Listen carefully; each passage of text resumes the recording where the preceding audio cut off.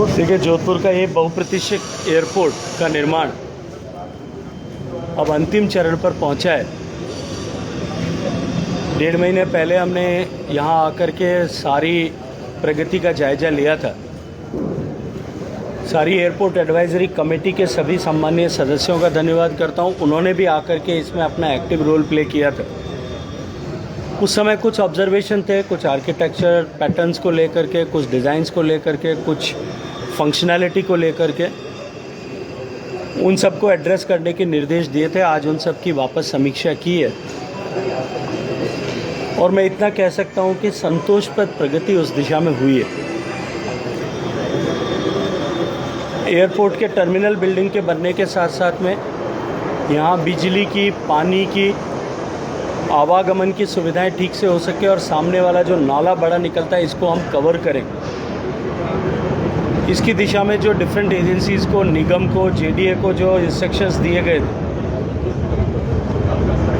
उसकी भी आज समीक्षा की है। उस पर भी गुणवत्ता से काम हो इसके निर्देश अधिकारियों को दिए हैं।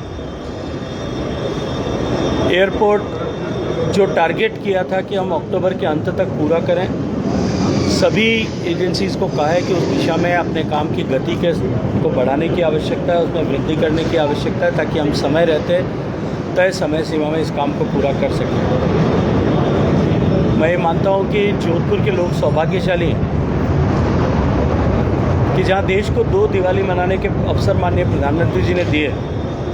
एक जीएसटी में कटौती करके, दूसरा जब दिवाली के दिए देश भर के लोग जलाएंगे तब इस बचत उत्सव और दिवाली के अतिरिक्त दिवाली के ही आसपास के समय में जोधपुर के लोगों को तीसरी बार दिवाली मनाने का मौका इस एयरपोर्ट के इनॉग्रेशन के साथ में मिलेगा। और मुझे पूरा विश्वास है जिस तरह से विंटर शेड्यूल आया है, अब इस अक्टूबर के लगने के साथ ही जोधपुर में 13 फ़्लाइट्स डेली शुरू हो जाएंगी। हमारी कनेक्टिविटी और बढ़ेगी। दिल्ली की फ़्लाइट्स की संख्या भी बढ़कर के 3 हो जाएगी। मुंबई की संख्या भी बढ़ जाएगी। हमारी बेंगलोर के साथ, चेन्नई के साथ में और देश के अन्य बड़े शहरों के साथ में भी कनेक्टिविटी इसके बाद में सेटअप हो जाएगी। और टर्मिनल बिल्डिंग बनने के बाद में, डिमांड इंक्रीज़ होने के बाद में और भी अधिक जो है यहाँ हवाई जहाज आ सकें, इस दिशा में हम लोग निरंतर प्रयासरत हैं। मैं धन्यवाद करना चाहता हूँ राजस्थान सरकार के सम्मानीय मुख्यमंत्री भजन लाल जी का कि मेरे आग्रह पर, मेरे सुझाव पर उन्होंने एक बहुत बड़ा निर्णय किया कि राजस्थान में, विशेष रूप से जोधपुर में, बीकानेर में, जैसलमेर में और किशनगढ़ पर यहाँ जो एयरक्राफ्ट आएंगे और जो यहाँ रिफ्यूलिंग करेंगे, यहाँ तेल भरा जाएगा, उसमें जो टैक्स लगता है, जो वैट लगता है, जो राजस्थान सरकार, राज्य सरकारों के अधीन आता है, उसमें एग्जेम्पशन किया है। और उसके कारण से एक बड़ी बचत एयरलाइंस को फ्यूल की कॉस्ट में लगभग 26-27% टैक्स होता है, उसमें मिलती है।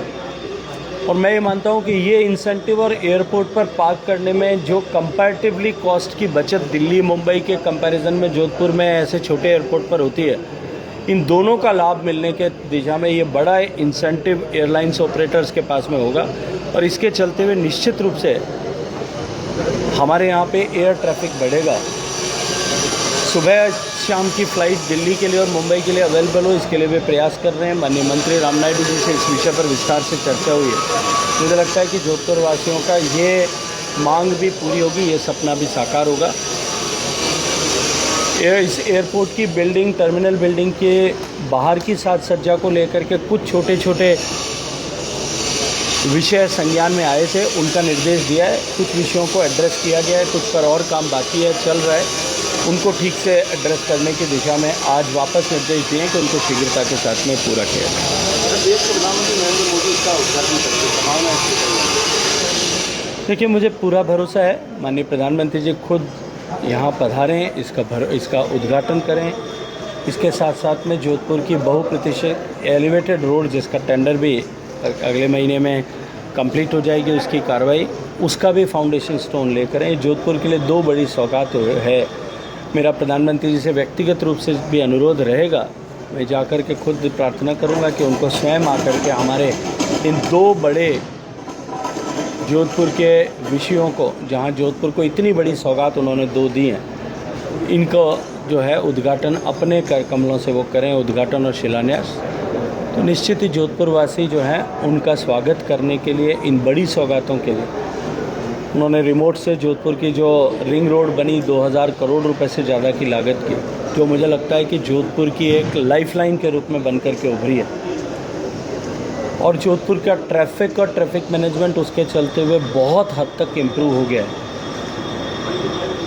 उसको भी माननीय प्रधानमंत्री जी की एक बार खुद कम से कम हवाई जहाज से उसको देखें कि उनकी सौगात का जोधपुर को, जो जोधपुर शहर के गले में एक चारों तरफ एक माला के रूप में है, उनकी इस सौगात का जोधपुर वासी भी उनको धन्यवाद करना चाहते हैं। मेरा अनुरोध रहेगा कि वो व्यक्तिगत रूप से यहाँ आएँ।